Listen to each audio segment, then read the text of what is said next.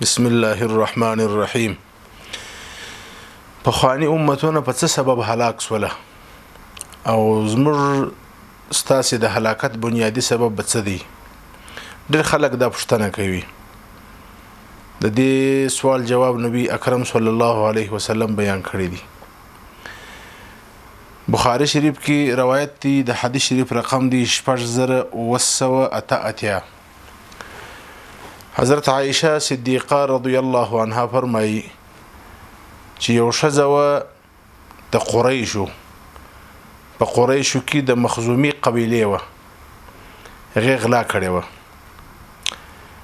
قالوا من يكلم رسول الله صلى الله عليه وسلم ومن يجترئ عليه إلا أسامة بن زيد.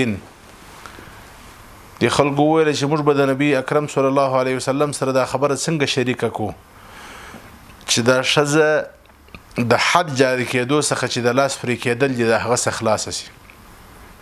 نو مشوره په دې وسول چې اسامه رضی الله عنه و نبی علیه السلام ته ډېر نږدې دی، د نبی علیه السلام محبوب دی، د هغه څخه سیوا بل څوک د نبی علیه السلام سره په دې موضوع کې خبره نشي کولی. نو لهذا فکلم رسول الله صلی الله علیه وسلم، اسامه رضی الله عنه یې سپارش کی وایسته کړل، هغه نبی علیه السلام ته ورغی، د دې ښځې په باره کې خبره وکړه چې په دې باندې که حد نسی جاري معاف شي. وخت چې نبی علیه السلام دا واورېدله نو انتهایی خفه سو.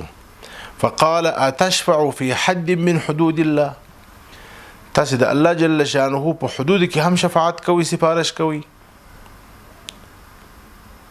دا ډېر خطرناکه مسله ده چې د حکومت قوانین دا جزئی وي، کلی نه وي، پر ضعیف باندې جاری کیږي، پر قوي نه جاری کیږي، پر کمزوري جاری کیږي، پر زورور نه جاری کیږي، پر پردي جاری کیږي، پر خپل نه جاری کیږي.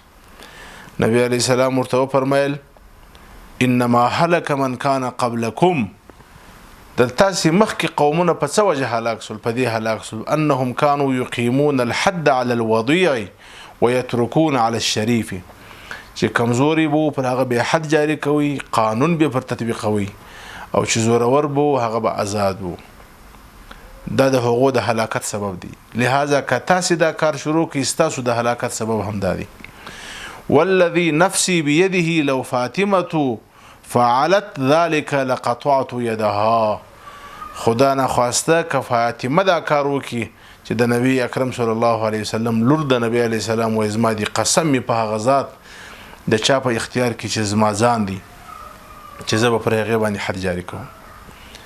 وخت چې په یو ملک کې، په یو وطن کې، په یو قوم کې، په یو اداره کې، په یو کور کې نظام د زورور او کمزوري قانون د نږدې او لرې دپاره یو سي، بیا به دا ملک هیڅ کله د هلاکت و بربادي سره نشي مخ.